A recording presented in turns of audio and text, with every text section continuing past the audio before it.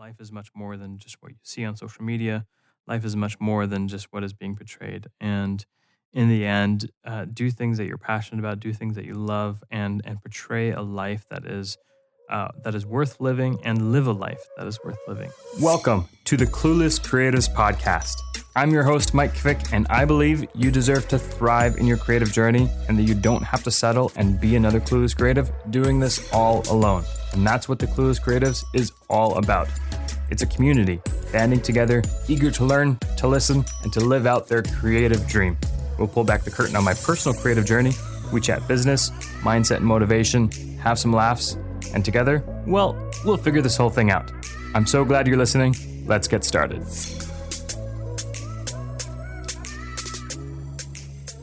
Welcome, everybody, to another episode of the Clueless Creatives Podcast. This time, we are coming out of, what's this place called? This is Blautöne Studio. Blautöne Studio. Vienna, Austria. Vienna, Austria. So some exciting things about the podcast that's going to be shifting in the next little while, the way that I'm going to kind of be doing things. I love and I appreciate, solo episodes, and I love being able to share like my thoughts and all that kind of stuff. But I also realize that people do enjoy conversations and do enjoy hearing other people's perspectives. And so for the month of March, for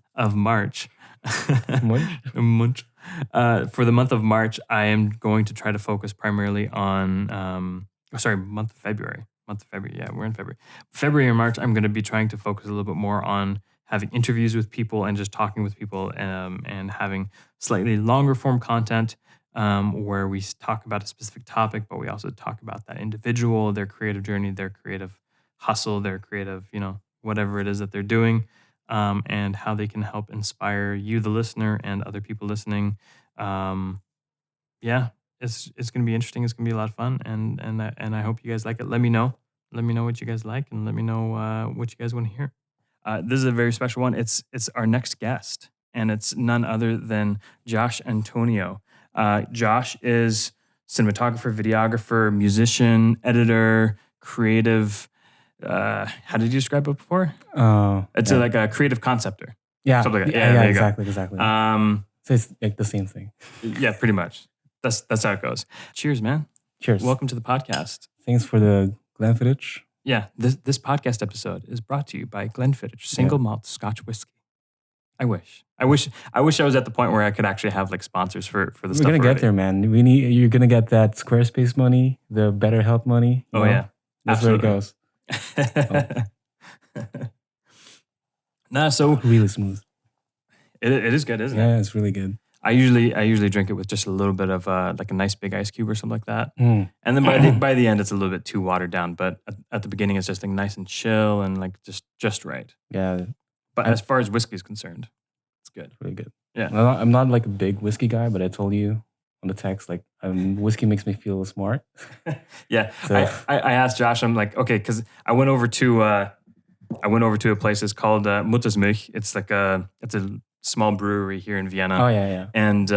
And so I picked up some hard kombucha, and I picked up some beer, some special stuff for the guests, because I like to treat my guests. I like to make sure that they know that they're special to me, and that I appreciate what it is that they're doing for me.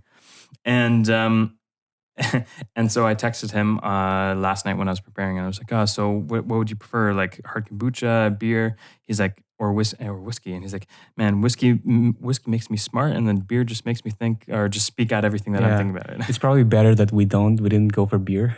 So I'm just gonna air out all my demons. Yeah, that and like the burping that happens when you drink something carbonated. Yeah, it's not good while talking. Yeah, I did a couple episodes with a different mic, and I had like on my desk I had like my bubbly water just sitting there, and the entire time in the background you just hear this of the bubbles, and I'm like, okay, that irritates me at least.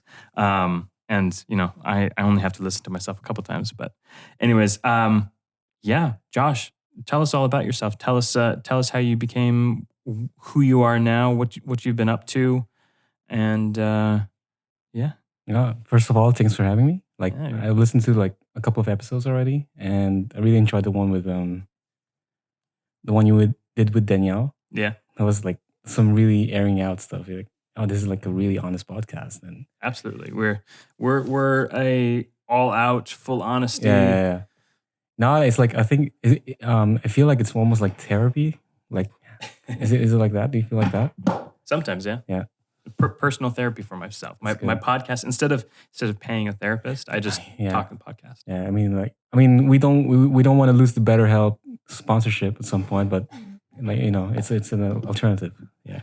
So yeah, about me, like I've been doing video for I think like professionally for like 4 to 5 years now. I used to be a photographer.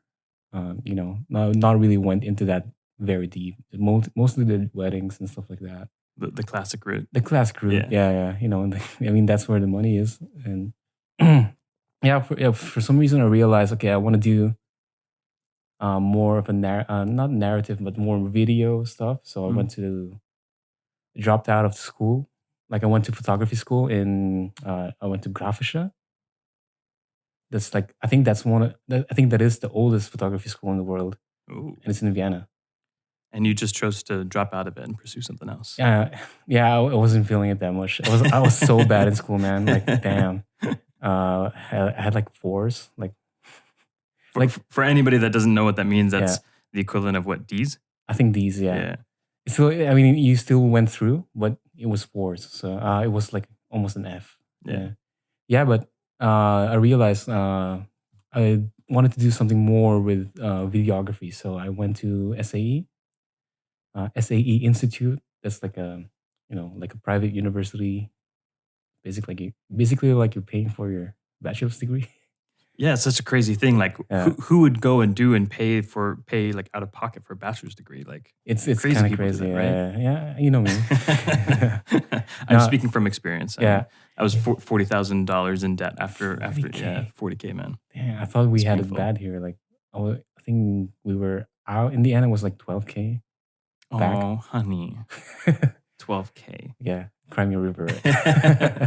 Yeah, I did. So I did a BA so it was a Bachelor of Arts in Religious Studies with a major in youth leadership. So like Mhm. working with teenagers and young people in communities and church settings and whatever it looked like. It just kind of gave me like a starting platform to be able to work in community type based work. And for anybody that knows anything about community work or youth work, it's not a moneymaker. It's not where Mhm. you actually like end up having a decent income. So to pay 40K for an education where you might be guaranteed anywhere, your starting salary might be like 25K. That's It's crazy. like Yeah, it's kind of that's rough. a ballsy move to like Yeah, go in that direction. Like, yeah, but how like personally for me, SAE wasn't really about the education I got, because mostly the education I got was stuff that you can learn yourself, or like rent out equipment and then figure out. yeah, And a lot of it is also like OJT, like on the job stuff. Like the um, most of my skills are learned like while working on set or working with clients. But the biggest plus from the SAE was like getting the connections, like yeah, getting your foot somewhere. yeah. So yeah, I think that I don't know if that was worth 12K, but we'll see. Yeah. The moment is good. Yeah, I guess it's always a struggle when it comes to like going to school for something specific, and you can see so many different YouTubers or people that are like online celebrities, Yeah. whatever that looks like. They a lot of people say is like, oh, it's not you don't have to go to school to do those kind of things. And I remember we even talked about this a couple weeks ago too. The reality of it, though, is that it actually provides you with a lot of connections that Yeah. you wouldn't get otherwise. And unless you're very lucky, you actually have to work very hard at getting those kind of connections. Yeah. So, Exactly. did you find for yourself, like when you got out of, because it was like a film based education like program, right? Yeah. Because was it It 4 years or how many years it was was it? only 2 years. Okay, 2 years. 2 years of like intent. They have it's more like it's more what they call this. Yeah, it was 2 years of different kind of courses. So they go through the spectrum of, on-set camera, on-set lighting, editing, and the point of it is like to know where you want to go. Okay. So for me, I found out okay, I actually like all of these things. So Mm. I kind of want to find something where I can do all of these things. So would you say that because of your time in that school and the connections that you did have, like you just talked about, would you say that that has actually helped you when it comes to like launching into your creative journey and your creative passion? Yeah, the thing is, like right after SAE, I wasn't doing a lot of on-set stuff. I was doing mostly content creation. Did content creation for this one company for a year for an NGO. But like I think like 2 years or 3 years after that, I started connecting with the people from the SAE. Mm. Like, okay, oh, I have this like bigger project now. Yeah, do you want to work on this or you know, Yeah. kind of like got like for some reason I got in someone's contact list, and then it just snowballed from there. Okay, Yeah, nice. Yeah, that's the thing that I find like the most difficult is actually just getting those connections. yeah, yeah. Because I mean, like this is what I've been struggling with over the past, I don't know, like month and a half or so of launching into this like full-time freelance. Like I have a number of clients, but I was never actually able to spend any time like networking or like Mm, getting connections and stuff like that. And so I've just spent the past month like writing emails, like cold emails to random like creative agencies so mm, that they at least know that I exist. that's true. Yeah, And it's difficult because there's no other connections. There's no so it's like they have to trust you based off of your work or the way that you communicate things. And so like when it comes to having connections pre-existing or like at least if somebody that you went to school with is the one that is leading the project or something like that, or is that is the director for it or whatever else it looks like, then they can kind of essentially vouch for you. But if you don't have any sort of connections, it's a tough uphill battle of just trying to yeah, get into the commercial sphere of things. yeah. That's true. Like for me, like the first 2 years of like doing the freelance thing is was mostly contacting people. Hey, do you need a video? If you have a budget, let me know. If not, figure something out. Like I Yeah, have so many projects where in the end of the day I was getting like 100 euros for yeah, working, 2 days straight. yeah, There and was a lot of that because like you'll get a budget from the company, but you want to do something where you can show off with. mm, So you'll end up like, okay, I'll rent this like camera or lenses, mm, and all my budget goes into that. So a lot of it was like investing in the beginning, yeah, investing. Since we're going to a set, since we have, I'm gonna have all these people, I'll go all out, like use my money I'll earn to like get more people or get more equipment. So there was a lot of like working for free for a while. yeah. It's a lot of give and take, especially when you're trying Yeah, to like develop your portfolio and establish yourself in that sphere of things. It's like you have to be willing to do what's best for yourself. it's true. And it's Yeah. like I remember we were talking about this too before, and you had said when somebody approaches you, say for like a music video or for something, and they say that, oh, like I don't have a budget to be able to cover like the costs for hiring you and all that kind of stuff. Then you said more or less like you approach them then with saying, okay, like if you don't have a budget, we can still make something happen if it is something that you're interested in. But then you essentially come across with, okay, then we got to do this in a way that benefits me from a visual standpoint. So it's like you get to create something that you are happy to be known for. Yeah, that's the usually when someone comes to me and they ask me, "Hey, want to do a video? I don't have a budget." My the number one thing I ask for is, can I make the concept myself, and can I have creative freedom? Because you know, it's gonna be more like a collaboration instead of like you hiring me. Yeah, So it's a compromise in a yeah. different kind of sense. Have you ever had anybody that would be like, "Oh yeah, like sure, like we can totally do that." And then when it comes down to like when you're actually like making the concept or like you're finishing it, you're producing it, or you're already in post production, and they come back and they're like, "Oh, I don't know if I really like that. Can we do it this way instead?" Like, have you ever had that happen? I've had that happen before, like, but it was not that bad, honestly. Because like for me, the most important thing for the music videos are the music Mm, is the music. yeah, And I mean, the person who knows the music the most will be the artist. And if the video doesn't vibe with it, hmm then I'll be happy to like to kind of swallow my ego and Yeah. yeah. I'm kind of happy that it never really happens that much. Mhm. Usually they're really happy with what I got to give them, Yeah. and yeah. Yeah.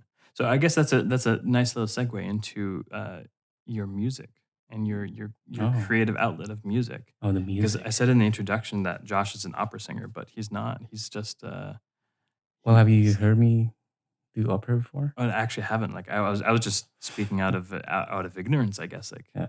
No, I would love to be able to do opera, but no. Yeah, say what do you want to know about it? Like, so like what? what do you do with music? Right at the moment, I'm like actually concentrating more on no, not video, on music production. Yeah. So the past few months, I've been delving deep in. Just I'm actually at the moment I'm having the video thing on hold for a bit. I Okay. only have money jobs, like jobs where okay, I'll go to the location, they have the equipment there, and then go home. Okay. Those kind of jobs, and mostly concentrating on music theory and stuff like that. So I do productions. I've been producing for almost 2 years now, I think. Mm-hmm. Started off with Paul Leon. Um, started with the song Criminals. Mm-hmm. It's a great song. Thanks a lot, man. Like, I remember we wrote that song in his apartment with like Bluetooth speakers and like a simple mic. And it was like, that's the moment where I realized, okay, this is something else. There's something ethereal about it, Mm, like capturing the moment yeah. in a recording. And yeah, since then I've been so hooked with yeah. And I'm looking into working with more artists now. Like I'm in talks with some of the some of those artists, Mhm, and we're just jamming around, you know, figuring out how I want to produce. mhm. And yeah. So do you find like what do you actually like when it comes to music, what do you prefer? Do you prefer the production side of things? So like being like the producer, the guy that is helping it come together and like kind of fine tuning it, or do you prefer being the person that's actually like helping make the music and performing the music?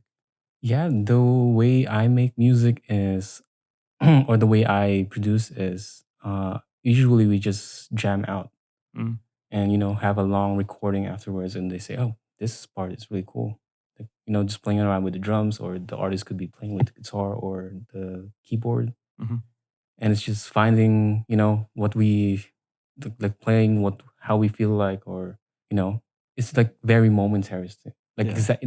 it's actually exactly how I film my music videos. So it's like very organic, Very very organic. The way I film my music videos is I look for a location, mhm, and okay, I find okay, we can do an action here, or this location is something the artist can react in. mhm, So you put them in this kind of space. mhm, Like my biggest thing is like putting them on the headspace of mhm, okay, you're in this location now. How would you react to it? Same thing with music. Okay, we're in this moment. What will you play? Or what kind of chords are you playing, or whatever you did this day? Like maybe you're sad, you're happy, like display off that. yeah. So it's more like a momentary, like capturing the moment kind of thing. Cool. So it's like, so like in photography, you've got lifestyle photography. So it's like, Mm. very like usually it's more organic styled and it's kind of like you give prompts or you give cues. So you would say that you are a lifestyle musician. Maybe that's my label now. There you go. Lifestyle musician. Yeah, Creating a niche just for Josh. yeah. Lifestyle I musician. I think I'll actually steal that, but I'll give you credit. Yeah. It's I expected. So we were just talking about this before and I was trying to figure out, okay, like at the end of the episode, what can we kind of like point people to like get connected with Josh and stuff like that? I'm like, Josh, have you finished your website yet? So now like the big bold font on the header or something like that would be like lifestyle Lifestyle. Oh musician. man, There you go. And it can be like it can fade between like lifestyle musician, uh, content creator. It can be all these different things. can I actually hire you to do PR? That's Yes. really good. Yeah, no, definitely, man. Like, yeah, like you said, like the website thing is. I've been planning it for 2 years now. Oh man, that's like it's. I always think about it. Like it's 3 a.m. Yeah, and you yeah, can't sleep. Like something pops out in your head. Oh, your website's not done yeah. Have you ever gotten up in the middle of the night then to like try to work on it? No. Okay, so it's not that much of a distraction. It's just Yeah. enough to annoy you to not sleep Yeah. right Yeah. away. Exactly. Yeah. Nice. Yeah, I find with stuff like that, like, I mean, I've redone my website like a million times, and every time that I could just kind of come back to it, I'm like, okay, like, done is better than perfect. I'm always gonna find some flaw with it. I'm just Yeah. you eventually have to kind of like come to grips with the fact that okay, it's not gonna be perfect. You have to update it once in a while, but it's better to at least have something that you can show people that Yeah. will showcase, even if it's just a picture of yourself and being like, I'm available for hire. Hire me. Yeah. Book me. Yeah. And like and this kind of goes back to the like I think this also helps like separate people that are on this creative journey for the purpose of just passion or of business.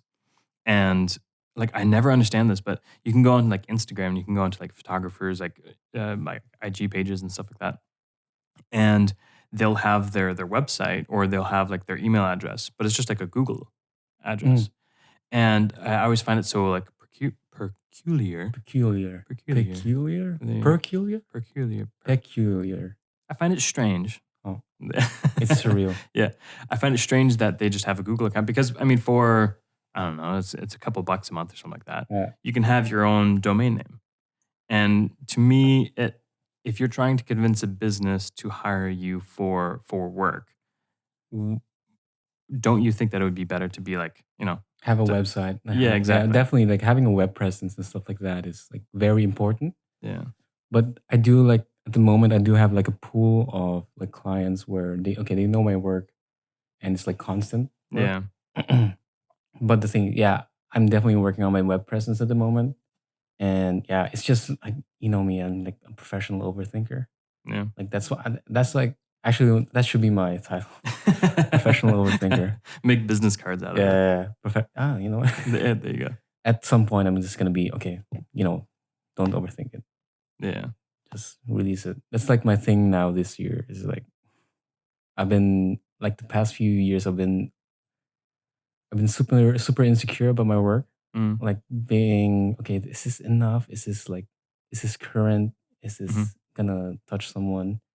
At the end of the day, it should be about I think just concentrating on the passion for doing the video yeah, stuff and the music stuff. yeah, And I don't know, it's for some reason I got like this like a switch hmm, since like January hmm, where don't overthink stuff. Just do it. Just live the yeah. moment. Yeah. Well, because you find so much more joy and so much passion, so much more life in that. Yeah, that's true. It's like I've been stuck in this rut like during I think 2021. So Mhm. I was like, why am I even doing this? Like, is Mm, there a point to doing this if no one's gonna notice it or stuff like that? But in the end of the day, I'm not even really doing this for anyone else but me. yeah. And yeah, Yeah. I think that's I think this year that was like a huge like a catharsis moment for me. Yeah. Yeah. No, it's a huge thing, and I think like every single creative, whenever it is that, like whatever it is that you're creating, whatever it is that you're doing, I always think that there's a point in time when a shift happens, Mm. and where you start realizing that, like, and this is like I've been trying to like, I have like this mentee is like for like story coaching and stuff like that for their brand. And one of the things that I told her is that in the end, like no matter what stage it is at your quality of work, somebody will always want to hire you. Someone will always think that, oh, what you create is fantastic. There will always be like, in your case, like there's another like videographer that looks at your work and be like, wow, I want to create like him. And then there's always going to be people that are above what you're currently at. And that's based off of experience or skill or, whatever that they were able to bring to that. And yeah, there's a little switch that happens then when you become actually content with just creating the work and you find so much more passion in that when you let go of this perfectionistic like mentality of like, okay, this has to look a certain way, or this has to like, oh, I messed up here, I messed up there. Like in the end, people are usually like quite happy with the Yeah. final product. But And yeah, and in the end of the day, it's like I think people hire you for what you are, what you're releasing and stuff like that. And I think like being too perfectionist or comparing your work to others is like the bane of creativities because Absolutely. it's like, okay, I'm gonna be like this. I'm gonna copy this guy, or not copy, but I'm gonna, okay, this guy is like he's doing this kind of stuff, so I might do that because it's current. Hmm. But it's, you're just going with the flow kind of thing, and I think doing like just what you want to do is where Hmm. you find your your style, where you find your look. Yeah, absolutely. Yeah. My wife always says comparison is a thief of joy, which is Oh, 100% true. yeah. And like she always tells me because like she'll catch me. I'll be like scrolling on like Instagram or something like that, and I'll be like staring at a picture for too long or a video too long or something like that. Yeah. And then she'll just kind of like chime in my ear. She's like, "Comparison is a thief of joy, Michael." Oh, and like it. Can you get her to record that and send it to me? There you Like go. I'll have an alarm. That'll be so dope. But like it's so true because in the end, if you're always comparing your work to the other people or to like other people that are doing stuff, like you will never amount to the point where you become the person that is the trendsetter or is Yeah. is being deemed as the person that's pushing the benchmark for whatever it is. And once you get to a point where you're like, okay, like I'm happy with just making things that I'm passionate about, things that I'm proud of, and trying to just for yourself raise the bar in whatever way that it is that you want to, whether that's production quality or image quality or whatever. In the end, then you find so much more passion in that. And when you like Yeah. you're playing this comparison game not with yourself, but or like not with other people, but with yourself. So like Yeah. compared to Josh of last year, what's the quality that I'm producing now? And is it better? And if it's Yeah. not, then okay, like am I actually still passionate enough about this to continue to do this long term? Or am I just content with being like, okay, like I'm just going to take a break now, or I'm just going to leave this, or whatever else? Yeah, I definitely, man. Like sometimes I do like the Monday morning football watching your footage thing. Yeah. That like sometimes I watch my own work and then, oh, this is actually not bad what I did there. Or like you can see, okay, I could do like you can cut that better, or Yeah. this is the part where I kind of struggled and now I'm doing pretty good at that. So yeah. I think like knowing your own work as well is pretty Yeah. important. Yeah. Comparing yourself to your own work, I think, Yeah. is probably like the most beneficial thing that you can do if you feel like you have to compare, like compare it to yourself and to Yeah. what you have created in the past. And Yeah. like because you know, like I mean, like I can look back at projects. I'm like, okay, like for this project I had more of a budget, or for that project I had no budget, and to know that for those different things like the quality will change as well, and then also your passion behind it, and like you know exactly what's behind those things that you've created and like the specifics.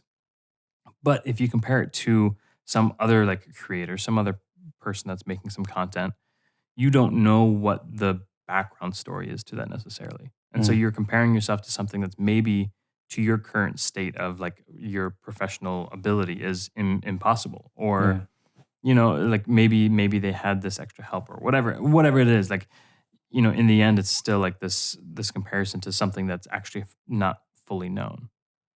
It's really interesting. Yeah. Yeah. But yeah, all that being said, like if you're listening to this and you're a creative person and you're comparing yourself, just stop doing it. Like, do I you, mean, like, I'm not saying like looking for inspiration is bad. I do think mm, but that shouldn't be, that should be something where you're widening your spectrum.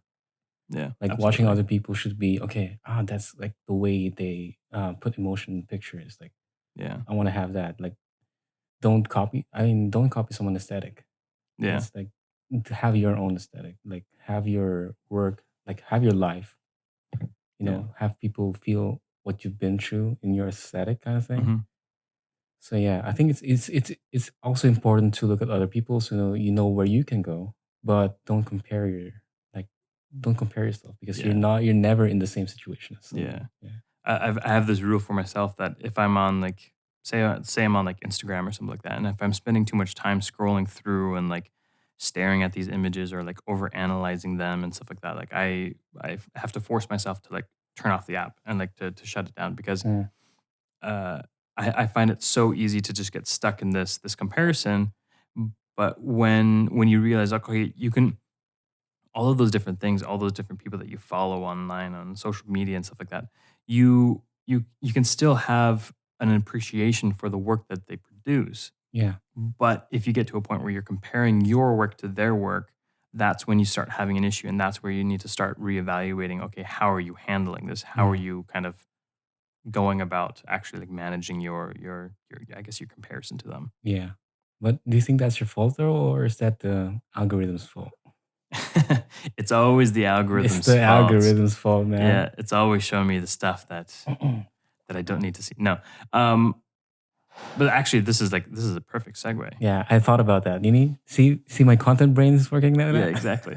I like one of the funny things between like me and Josh. I feel like we think very similarly when Yeah. it comes to like the structure of things. Yeah, yeah, yeah. Because like we're fairly. I feel like we're like very similarly minded. Like we're very structured, Same wavelength. but then also like at certain points we're also very like go with the flow. Yeah, And it's just like it's nice because it's like it's somebody that I can like that I can feel like I can relate to, and somebody that like that's awesome, man. Like it's the same thing with me, like to you. Like I feel like we can just riff for like hours. there you go. It's awesome. We'll try not to make this and turn this into a 2.5 hour episode like it did Which with is, Jonathan. But that, we'll try. that Jonathan episode was crazy. Oh man, I looked at the analytics for it, and like I mean with this podcast, I'm trying not to like look at the analytics, and I'm just trying to do it as a way of like it's a passion project through and through, and like I want to try to help inspire other people. I want to try to encourage them, and I just want to like show them that okay, like other people are in a similar boat. Yeah. But I looked at the analytics for those 2 episodes. And the first episode went really, really well. It had this. It's the second most like listened to episode, and it's not even that old. But then I looked at episode 2, and like not as many people tuned in for that one. Okay. And I'm like, okay, I think like if I'm doing episodes, and if I do a 2-parter, they need to be a lot shorter in the content. If I'm doing a 2-parter, but even that, like it was 2.5 hours of us chatting back and forth about business and entrepreneurship, and I'm like, okay, as much as I love this, as much as I thrive in this. Yeah. I think for the listener that's listening to this, like on the U-Bahn or like in the car, or stuck in traffic or something like that, I feel like I need to condense it just a little bit Yeah, more. I think it's more like I think it's not really like it's more like a platform thing because that kind of content will I think work for Twitch, like longer form content, and because with Twitch you have like the audience interaction with the thing, so it Yeah, can be that's as long true. as possible. Like the Twitch streamers stream for like 8 hours. That's true. Like, And I just mean reacting it's to all videos. based off of like when people can tune into it. Yeah. And I guess that's the benefit of like long form podcast or like long form content on stuff like Twitch. It's Yeah. you'll have people coming and going, but they'll watch as soon as they can. Whereas with podcasts, it's like as soon as you like lose them, they're like Yeah. their attention somewhere else, or they have to get to work or whatever else, and they'll forget about it. But yeah, so all that being said, Yeah. let's get to social media Social because media. this is something that we talked about the other day too, and it's like social media and a creative's responsibility when it comes to producing content and showing content on social media. Mm. And this is something that I find really interesting, because both of us don't have a huge social presence. Yeah, just a disclaimer, like we are gonna talk about social media, but my own social media is like I don't even like bother, bro. It's embarrassing. I think the last post you had was like the blackout image for like Black Lives Matter back That's true. in Yeah, was it last year in that the was last springtime or year, so. and yeah, I mean, I feel for that cause. So, Mm.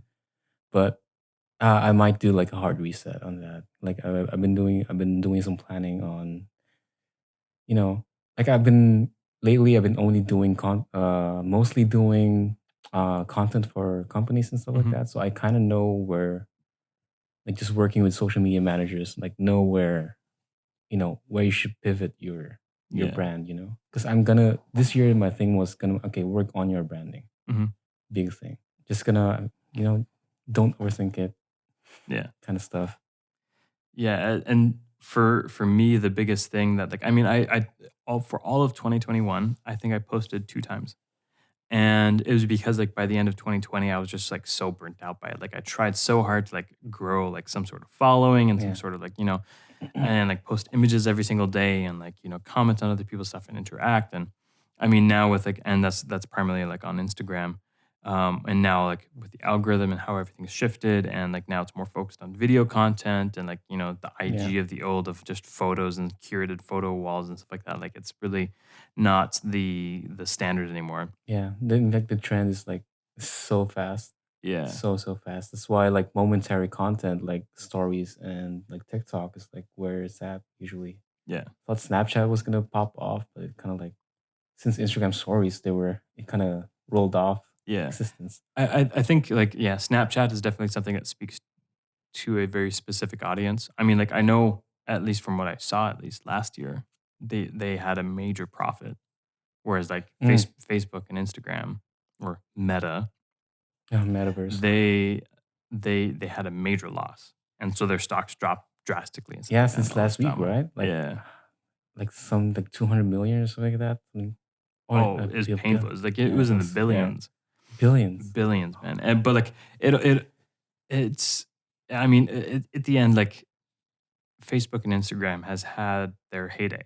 Like unless Yeah, they continue to morph themselves into something new and something different and not always just copying what a new emerging content is doing. So like Snapchat or TikTok or anything like that. I think as long as they were able to start doing that better, then they'll be around for a lot longer. But at the same time, like there's all these talks now of like places in Europe banning yeah, Facebook and like Meta and stuff like that, or like reevaluating their presence. yeah. And that's the cool thing with like Europe, like some cities in Europe, especially Mhm. Vienna, like the privacy, like the weight on privacy is so heavy. Like Oh, it's crazy. they really appreciate privacy here. So I think it kind of rubbed into me. So Mhm. I'm happy I'm here. Like that's why I don't like overshare and stuff like that. Yeah. Like, but yeah, it's the thing with like the thing with like Facebook and these like huge companies. Mhm. They have so much money for R&D now Yeah. that they can just I think they can keep the ball rolling for a really long time. Yeah. Like, I was talking to a couple of friends about this a little while ago when it comes to like Meta and like, the social media of the future. And I 100% can see social media. So like the idea of like, okay, you go onto like Facebook, you like other people's comments and stuff like that, all kind of stuff. It shifting to a point where you meet virtually in a VR type state yeah. where you interact with your friends, you like so instead of just okay, like maybe you can't go out. Maybe there's another global pandemic in a couple of years and you can't Oh, you can't go oh, outside, you're not supposed to or whatever. And then you're like, okay, you want to hang out with friends, but instead of going to like a Facebook page or an Instagram page or like having a Zoom call, you hop into like the metaverse or something. yeah. I can 100% see that being a very real thing, but at the same time, there's still like right now, there's still this responsibility that we have as creators when it comes to social media and helping. I I know this sounds very weird, but like helping humanity and like Yeah. protecting humanity from just this addictive nature of social media and like feeling like they always have to like compare themselves or comparing people to like comparing themselves to the highlight reel, all these different things. And I think it's a very interesting topic because for myself, for example, for social media, what I've decided is that I'm not necessarily showing the content that it is that I'm producing Hmm. on social media. So like the day to day or the project to project type work. But what I'm trying to sell myself as online is a brand. And so what I'm trying to show myself is my personality and like who it is that I am, what it is that I value, what I stand for, all that kind of stuff. And all of that being said, like is very heavily focused on people and joy and life and enjoyment. And I mean, that's why like with everything with the podcast and with like that past two episodes, like the episode before the last one was all about thankfulness. The last one is about finding joy and passion and purpose in life. Like all of it is just focused on this idea uh, of pursuing those things and Yeah. having those things as the forefront. And I think as creators, we need to be very, very thoughtful and tactful when it comes to what it is that we're portraying, like even our lives to be like. That's true. Like, do you notice, like you pretty much have like a wide. spectrum of friends, right? Like friends from Vienna, friends from Canada. Yeah. Like, do you realize like the kind of content they post is like so it's like very different. Yeah. Like on tone wise, like for example, for me, like friends from the Philippines or from America, the thing they post are a lot less depressing compared to Austria. Now, there's this thing in Austria where they have this thing called like translated in English, it's called luxury depression. Luxury depression. That's a great way to Yeah, describe Western culture. yeah. It's like it's having this what do you call that? What's the word again for that? Like more not a pessimist, but man, I need to know this word. So, do you know the book "The Dust from the Dust from the Dust of This Planet"? Nope. It's all about this. I don't read books. No, Me I'm too. just joking. Not that I much. I, I don't listen, I really. listen to books. I have a very very difficult time paying attention to just reading something, Yeah, and like probably within about 2 or 3 minutes, like I'm like I can hear my neck cracking as I'm reading the pages, and like I yeah. have a very very difficult time reading, Mm, and so for me, I listen a lot better than I do to just reading. So if I can do both at the same time, like it's optimal. yeah. But yeah, Oh yeah, nihilist is the word. nihilist. Yeah, Okay. and yeah, I think that's like compared to like in American, all the Americans I know is like, oh, the hustle culture is a Yeah, thing. the hustle culture is real. Hustle culture, Yeah. it's very real. And in the Philippines, it's all about not a lot of people know this, but Filipinos are really into flexing. Like we seem humble, but we flex on haters. Yeah. Yeah. So like yeah, you see those like different kind of like waves of people, the Mm, way they pose, and then you kind of see where the culture is, you know. yeah. And I think yeah, I mean we Austrians are very realist people. Like they look at what's logic, you know. Yeah. And for Filipinos, it's more about living life kind of thing. Yeah. Happiness. You can find happiness everywhere. Yeah. Do, And do you find it's easier to like follow content from people that like Filipinos, like you just described, that are showing the real life and enjoyment in life and stuff like that?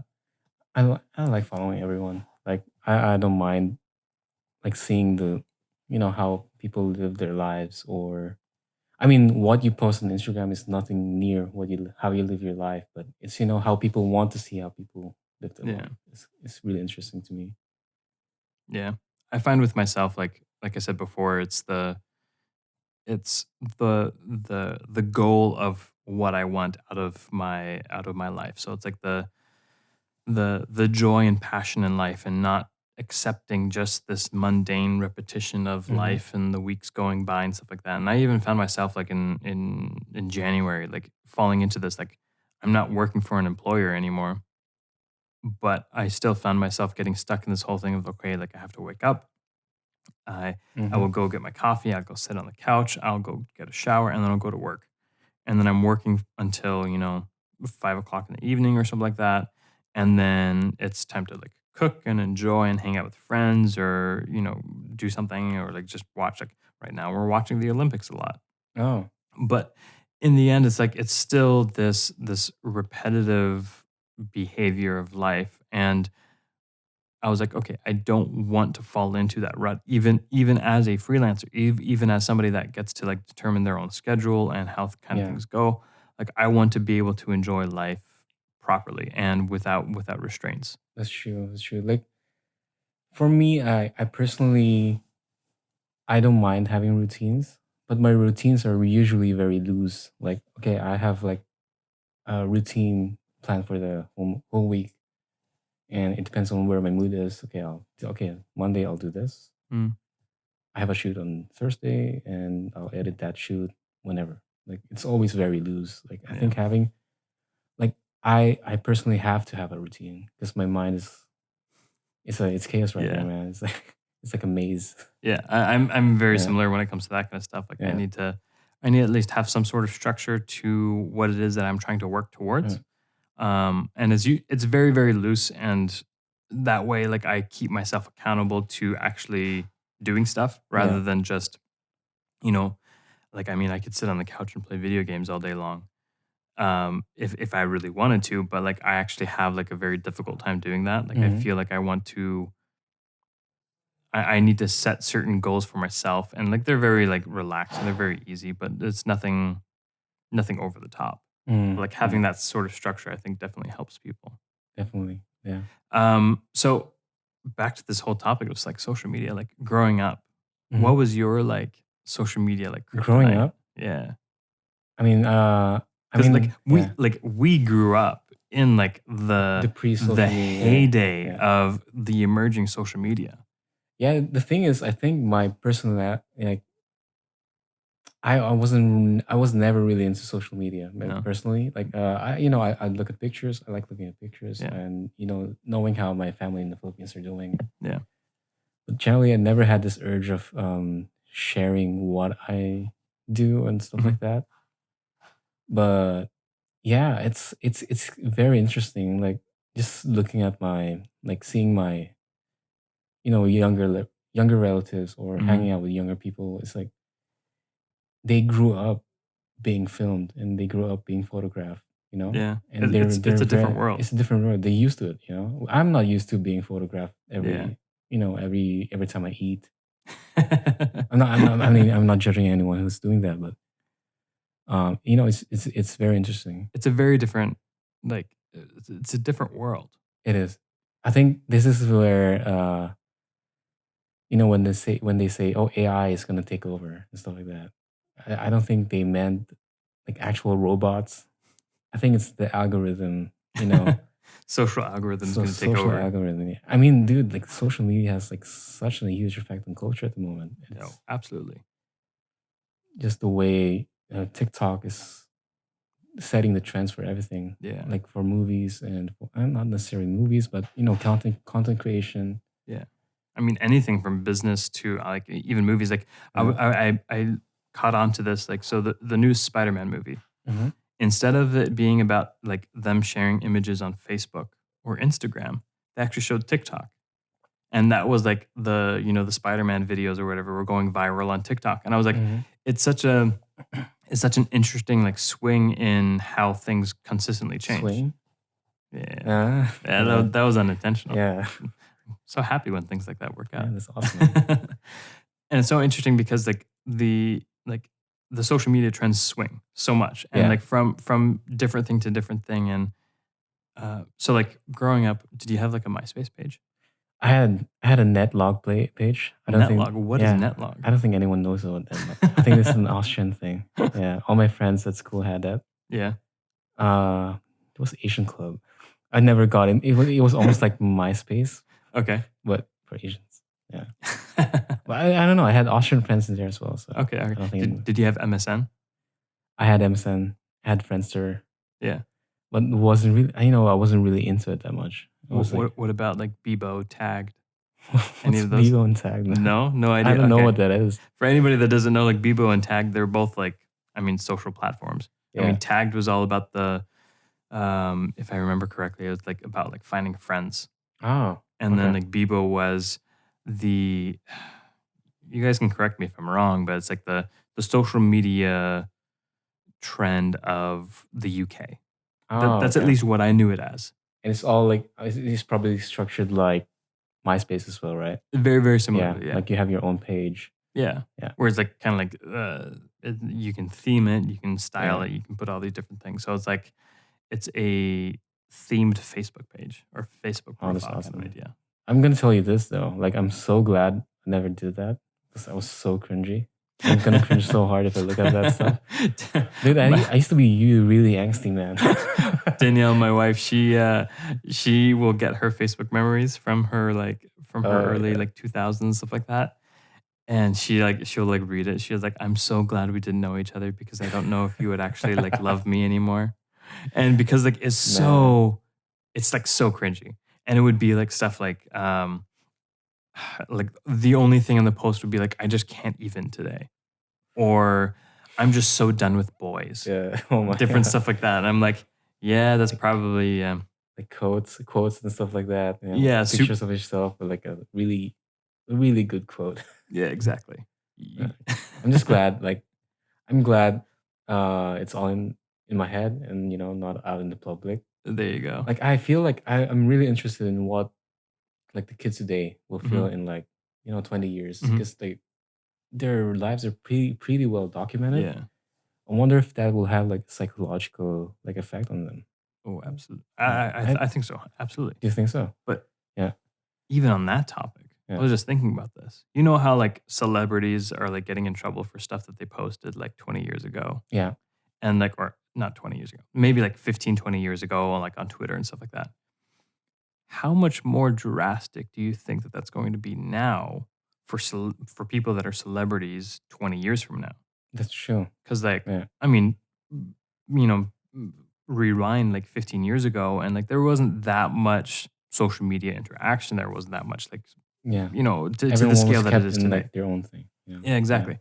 And so now you have this whole thing of, okay, like people that become celebrities 20 years from now, they'll have all their TikTok dancing videos or yeah.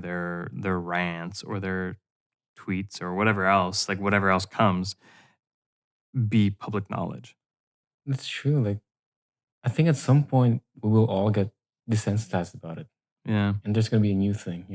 Oh, you uploaded your brain to the internet, kind of thing, that kind of stuff. But I think That'd that be a yeah, scary place. at least I don't want it getting in my brain, man. I always Uh, tell people, I'm like, you don't want to be in my brain. you won't get lost if you want to like have anxiety and stuff like that. Yeah. Be my guest. No, no, but I think at some point it's gonna be desensitized, and we're Yeah. gonna have a new thing to worry about. Yeah. It's It's very like yeah, you will say like 20 years from now, if you aren't online in the metaverse at four yeah, o'clock sharp after you get home from school so you can play ping pong with friends or something like that. I don't yeah. know, Maybe something ostracized. stupid. Yeah, Yeah, you're gonna be like ridiculed the next day that you yeah, go to school. And who knows? School might be in the metaverse in 20, 30 years. Like I really hope that that's not the reality. yeah. I think that that's like a major stretch, but like, I mean, there's always possibilities.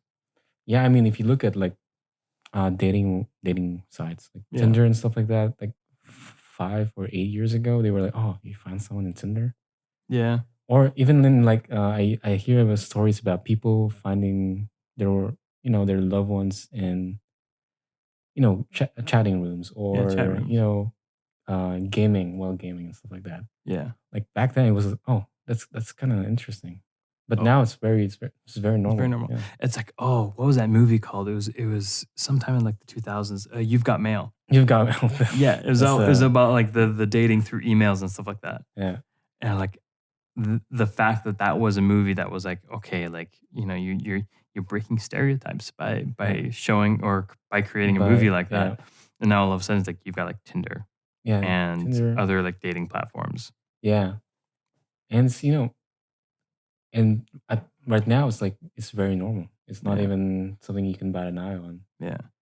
It's going to be interesting to see like the trend of the next 20, 30 years, how things kind of go. And with the like with the reality of, say, like the metaverse. And this is something that I like it comes up in conversation a lot when I'm talking with people about like social media of the Yeah, future, because like it's something that I find that now there is an economy for virtual reality, because people can, I mean, between NFTs yeah, and properties and land and stuff like that, like buying that in a virtual world is a very real reality, and you have virtual currency and stuff like that.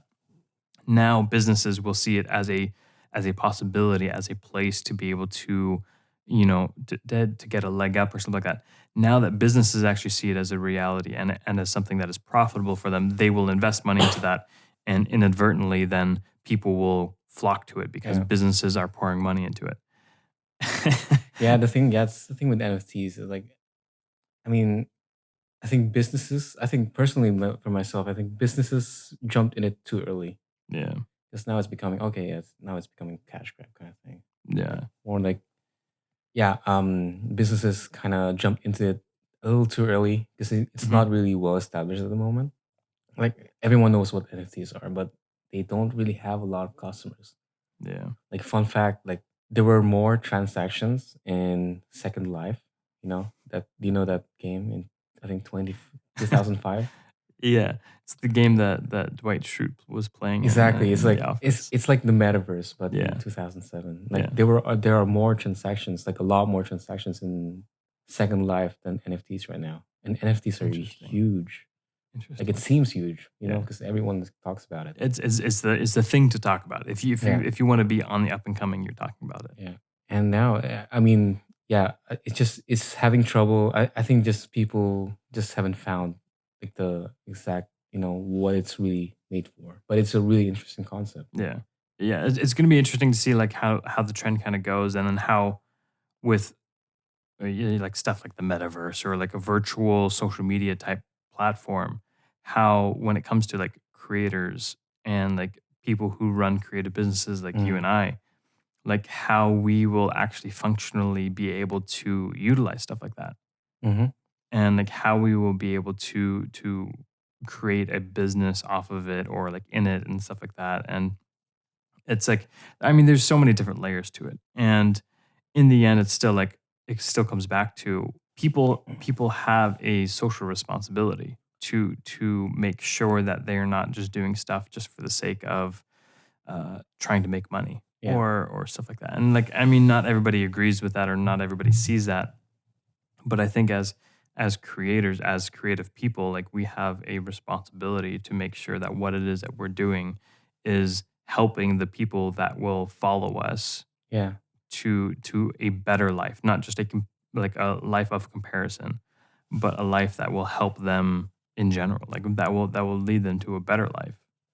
It's actually a really, really interesting topic too. Like, do you think as creators, like how much responsibility do we have for, for our audience? If you have like a huge audience or something like that, do you think we should be conscious of what we're creating or just create what we want to do?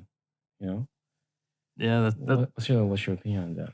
that's tough because I mean, I think in some way, shape, or form, we also have like a moral responsibility. Hmm.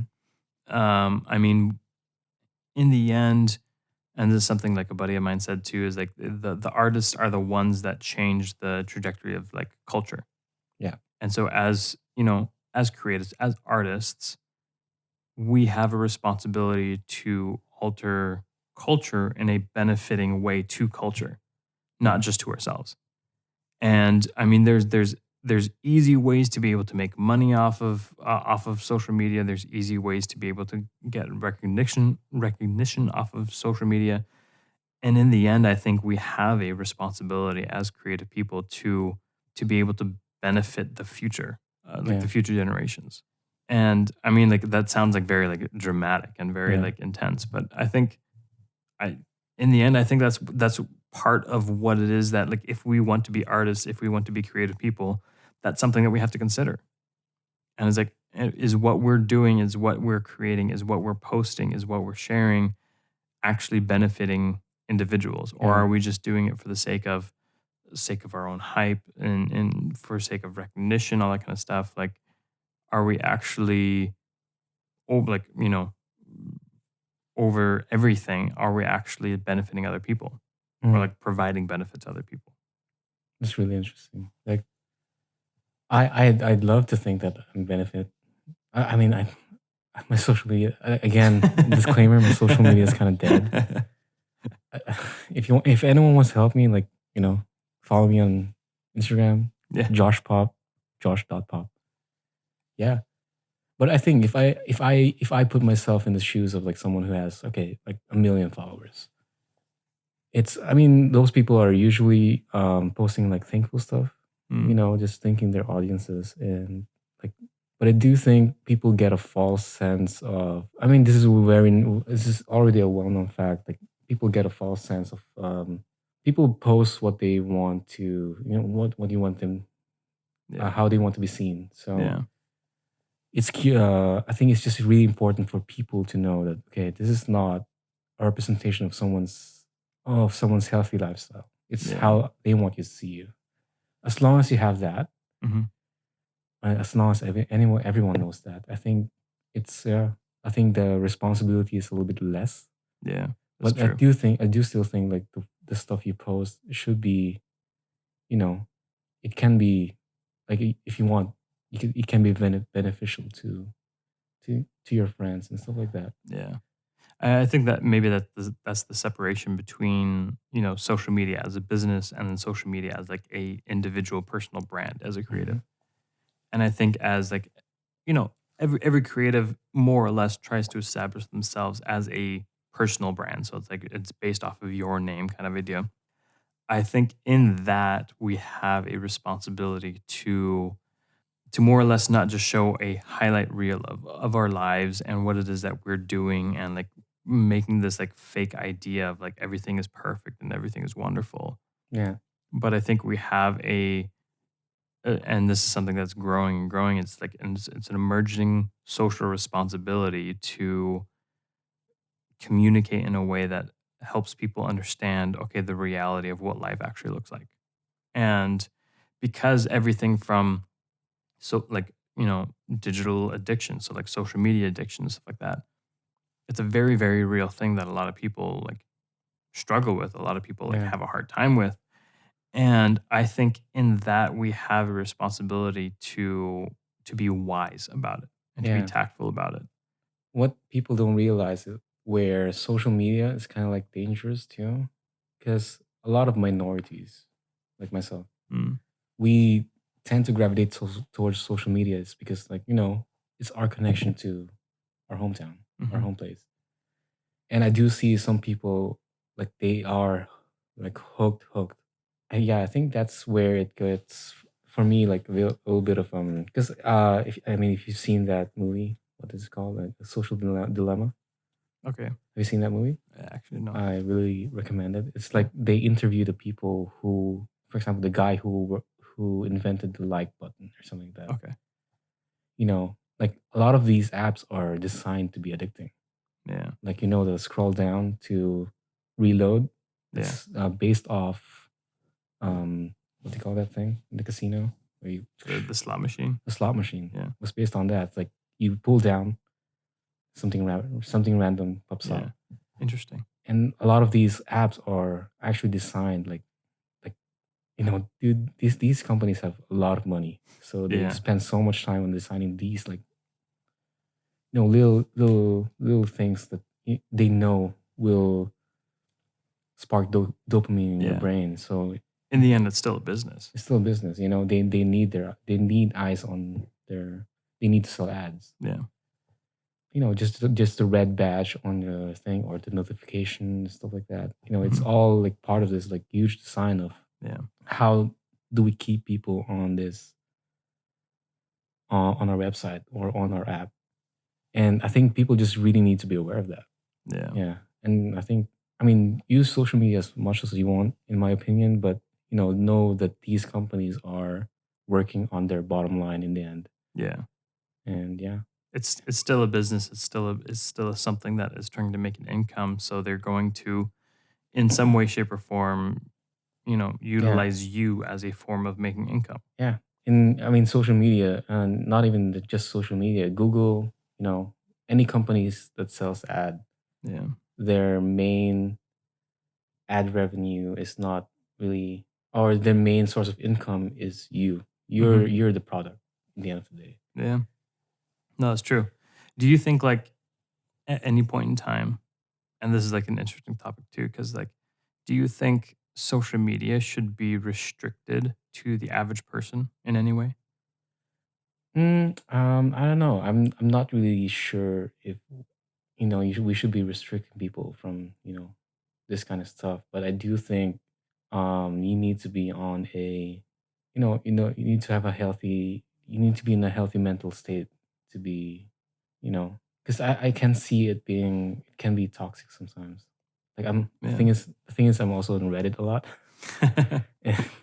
Reddit is something you don't want to be stuck on for a long time.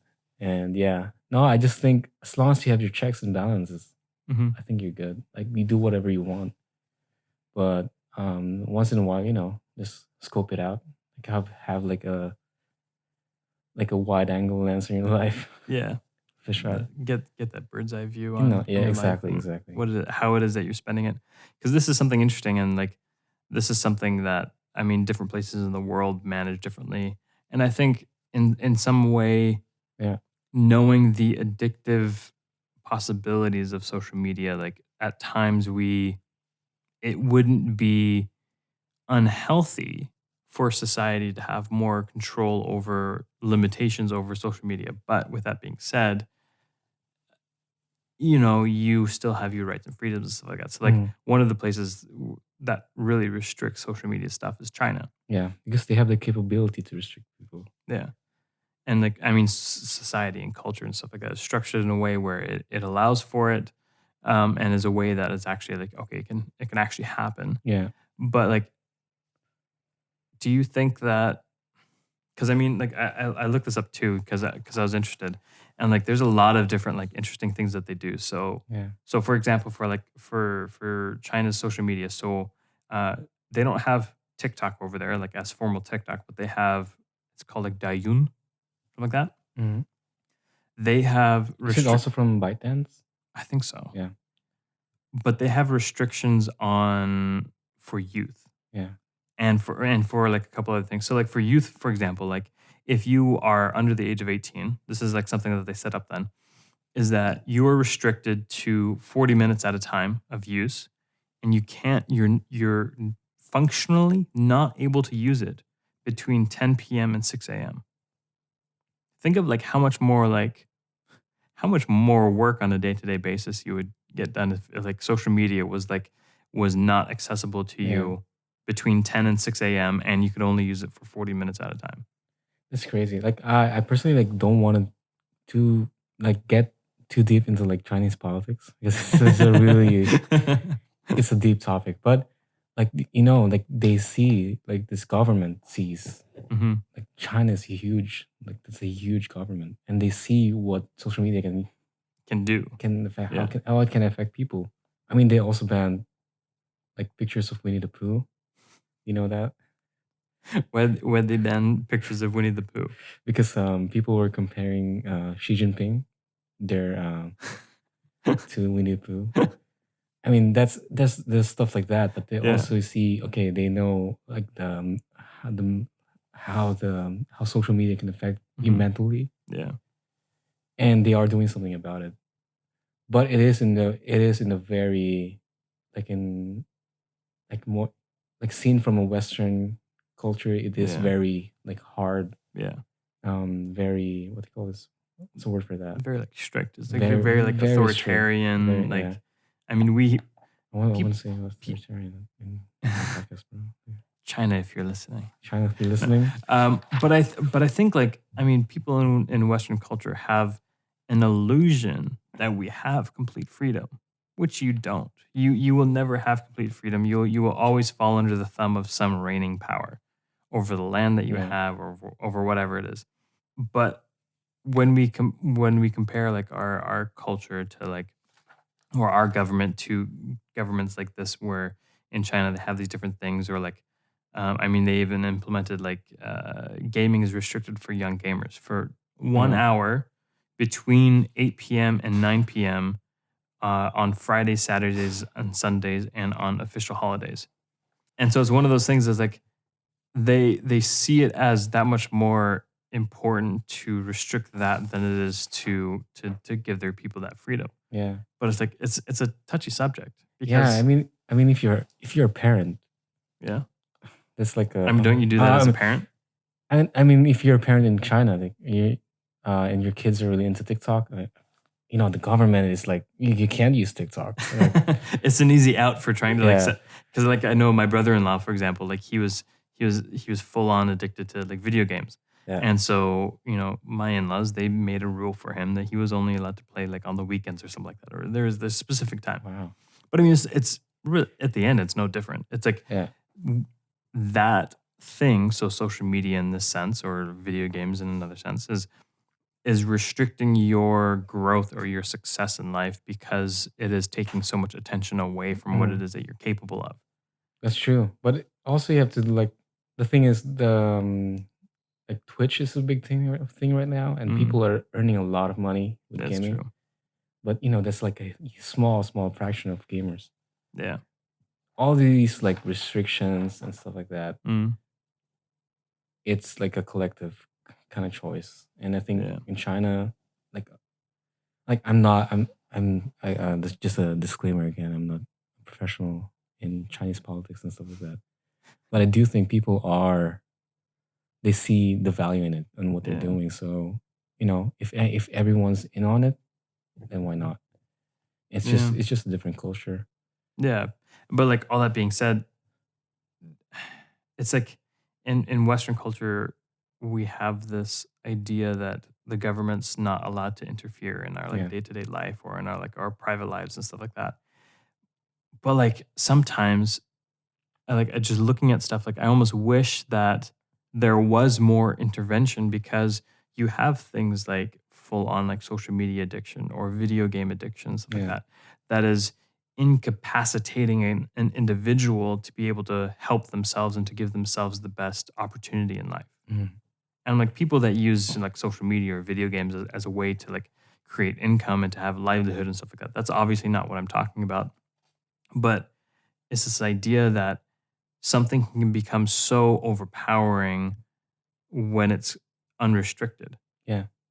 And I mean, like yeah, it's just one of those things. Is like it's an interesting thing to talk about because then, as again, coming back to the whole like as creators, we have a responsibility to make sure that what it is that is being consumed by people is not just you know things that lead to addictions or things that will like create this illusion of okay like you become a fancy videographer Yeah. and you have this high life where you get all these big paying clients and you barely have to work and all that kind of stuff, but like helping show them the reality of life and like helping project a good positive message, Yeah. because I think so many times people have this. Yeah, I just like they want to compare themselves to these celebrities or to these successful people, and in the end, it's still if you ever get to that same stage or that same point that they're at, you'll realize very quickly that you're going to be unhappy if all that it is for is to chase after that status of that individual that you're comparing yourself to. Mm. Here's a fun little conspiracy theory for you. This Oh, goes yeah. this goes back to TikTok. I saw Yeah. that I have a let's call it a developing TikTok addiction. Do you have it? Oh yeah, I have it. I have like a huge. I mean, it's almost the same as TikTok. I have a huge YouTube Shorts addiction right now. Yeah. Because I find myself scrolling through. What I like 2 a.m. in the morning. Why am I watching this guy make ice cream? And it's so captivating. Like, Yeah. oh, like the way he talks to the camera and the way the angle is. It's like you look like you're making ice cream. Yeah. And I want. I like deep in me. I kind of want. I want to wait. I want to make ice cream as well. It's one of those interesting things, but like, so the conspiracy theory is that TikTok.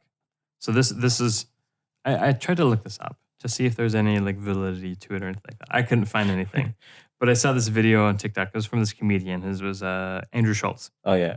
and uh, and this is the theory that the algorithm, so the TikTok algorithm in Western culture is different than it is in China. So like in the equivalent, so like Douyin in China. So TikTok in Western culture purposefully skews content and the algorithm towards entertainment and stupid videos. So like, Mm. whatever that looks like. Um, in order to perpetuate the idea for the up and coming generation that I can make money just doing dance videos or doing something that doesn't necessarily provide any immediate benefit or like benefit to Oh. society or to culture, something like that. But then Daiyun in China, so the Chinese equivalent of TikTok, skews towards engineering and academic type videos so that it helps teach their young people to pursue those things, and those things are the things that are worth being pursued. That's really interesting. I think I can't even say that. I mean, it sounds plausible. Yeah, It doesn't sound like too off cup. yeah, Yeah. I mean, they will never admit it if it was real. yeah. But how can you? But I what's mean, they can say is like, oh yeah, the algorithm is, yeah, it's doing what it's being fed. yeah. But what's interesting is that like, do you think that in Western culture that there should be for companies that create social platforms, should there be a mandate to provide this kind of like academic almost Mm. benefit to younger audiences? That's the thing. Like, it's really tough. Like, I can't really tell because I think, I mean, at some points, books were in that position. Oh yeah, people are spending too much time reading. Like in the Yeah. 1800s, they're not spending enough time with their Mm, family. Like, I think it's just a natural progression of culture and stuff like that. mm, Like, we can't really like I personally won't tell anyone, okay, you should stop doing social media. Because maybe that's their thing. That's just how they find bliss. But I do think there should be more education, and this is actually a thing. And I think it's for more. I think it should be like companies like Facebook and TikTok should be held to not making their apps too addicting. mhm. The way it's like formed. Yeah. Like for example, with YouTube Shorts, like after I think 15 shorts, it stops. It doesn't look. It doesn't Oh, go interesting. forever. Okay. Like stuff like that. I think like Google is like doing something. Okay, this shouldn't be too addicting. Hmm. Like after 15, it's gonna stop. Yeah. That's a really interesting thing. Yeah, I think it's more. It's not really the content creator's job because we just make content at Yeah. the end of the day. But I think it's more like companies should be held responsible in looking after their users' well-being and not being too profit-centered. You know, Yeah. because in the end of the day, everyone's still at the moment we're still all profit-centered Yeah. because companies are not that old yet. Yeah. It's this funny thing because like I mean, in the end, like media platforms are still a business, Mm. and so here you are now, like from like a government perspective, you are dictating the functionality of a business based off of its impact on society and culture. Yeah. But I think social media is something that has a drastically different impact than say like your average storefront, like brick and mortar Yeah. business. And so I think with that comes this inherent responsibility from that side of that business to be able to navigate that in a way or to help benefit culture and society in a way when you know full well the impact that you are having in the day-to-day lives of Mm. people. Yeah. So, Josh, what does your social media presence look like for this next year? What are you going to do different? Oh, After our chat, my after our right after this, I'm gonna post about our thing. Hey, yeah, hey guys, wait, you know what? I'm gonna film something right now. there you go. Yeah. Now, the thing is, I'm just the usual social media thing is just consistency. Yeah. It's probably what I'm gonna do. But the thing is, the content is just I'm always overthinking about. Oh, of course. Yeah. But I think once I got through the hurdle of overthinking stuff, I think it's easy for me to be consistent about stuff. Yeah. Yeah. I want to be, and I don't know. I have this like content thing planned for 2022, but it's more on my not very client based, but more on the projects I want to do, Mhm. like like shorts or live streaming some jam sessions, Yeah. stuff like that. So do you think that stuff like that shows your personality a little bit more, like who you are as an individual? Yeah, I think it's just it's definitely more in my interest. Like I don't want to use it too much about, like not saying against people who do this, but it's not gonna be more of a, advertising myself stuff, Mhm. but stuff that I'm really interested about.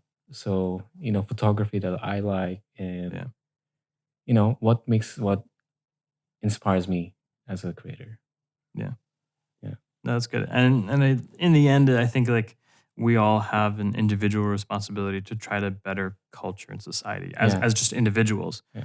And so like for myself, one of those things is portraying my creative journey not in a way of just showing the highlight reels and all these awesome epic things, Yeah. but actually showing the reality of the grind that goes into it and like the Yeah. like I said on this podcast, like talking about like disappointments, talking about different things that didn't go well, and like the way that business kind of like shifts and goes, and when if I hit a hard time or if I had to hit a difficult time or like work on a project that all of a sudden just flops or something like that, like being very open and honest because I think we need to get away from this idea that we need to portray ourselves in this perfect Yeah. light.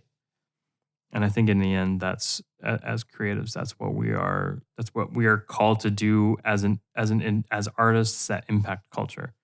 I think that's something that is very, very important, very vital, that we actually like have that in mind when it comes to the impact that we create and Yeah. what it is that what it is that we post, but also what it is that we produce. And in the end, like, can we at the end of the day say that we are proud of ourselves for the work that we've produced? Are we proud of ourselves for the way that we've helped benefit society? Yeah. Whether that's, musically, in a way, in portraying the music that was produced in a very, in a way that very like that speaks to people, or is it in photography in the way that you're portraying an individual or the story of an individual? All these different things, all these different layers. I think as Yeah. people, as creatives, as artists, we're called to that Yeah. in culture, as uncomfortable as it can be, and as much as we sometimes would probably prefer not to have to do that. Yeah. I think it's an inevitable thing that we are more or less called to do that, and in the end, we will see the benefit of it long term, and the benefit to the next generations that come, when we have people, we have artists, we have creatives that are actually portraying this in a very real way, in a way that is actually healthy, and in a way Yeah. that is helping change lives, in the grand scheme of things. Yeah. I mean, I hope like people think like that, but at the end of the That's day, the then, hope, yeah. yeah. I mean, the world would be a better place. Yeah. If everyone thought like that, but yeah, I think generally, like people are just so gravitated towards very different stuff. Mm, Like the stuff we find that are important are, for example, like not even in yeah. anyone else's radar. But yeah, I think what you said is like that's very important. Definitely, like having that, like thinking responsibly Hmm. of what you're putting out there and stuff like Yeah. that. Yeah. Yeah. So if you're creative out there that is looking into doing something new or trying something new, or is stuck in this rut of comparison or anything like that, just have this perspective that, life is much more than just what you see on social media. Life is much Yeah. more than just what is being portrayed. And in the end, do things that you're passionate about, do things that you love, and portray a life that is worth living, and live a life that is worth living. And I Yeah. think that's the biggest takeaway for myself when I was in Yeah. preparation for this whole episode, is, am I actually living what it is that I want to be portraying? And if it's not, then first change the way that you're living, and then portray that way accurately. So Josh, Yeah. how can people get connected with you if they're interested to work with you, or just to see what it is that you're doing? No, just like follow me on Instagram. Just let me know if you want to work on something. Your Instagram was it? How does it go? Josh Pop. Yeah, it's like J Pop, but Josh. Josh Pop dot Yeah, you just search. V triple I. Yeah, exactly. It's like should be an 8. Like Josh Pop 8 is already taken, so I needed to go Roman numerals. He went real cool. So Yeah. Josh Pop dot V triple I. Exactly. And yeah, let me see. Like I'm really motivated at the moment to like do stuff. So Yeah. let me know. Yeah. Josh is always down to party. All right. That's going to be all from us today on the Clueless Creatives Podcast. Thanks again for listening. And thanks, Josh, for hopping on. Thank you very much for having me. And sharing your insights and your passion behind everything and your perspective. And thanks again, everyone, for listening. And we'll catch you in the next one. Peace. Peace out. A-Town.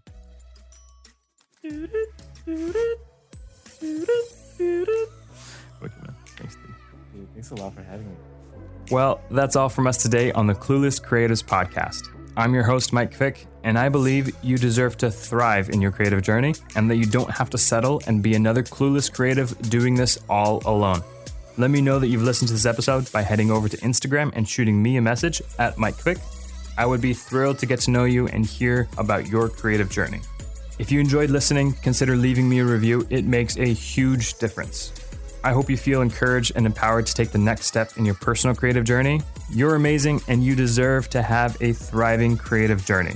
So go be creative, inspire others, and have fun.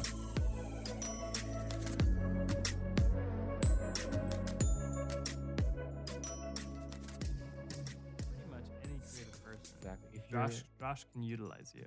If you do drywall, tiling, let me know.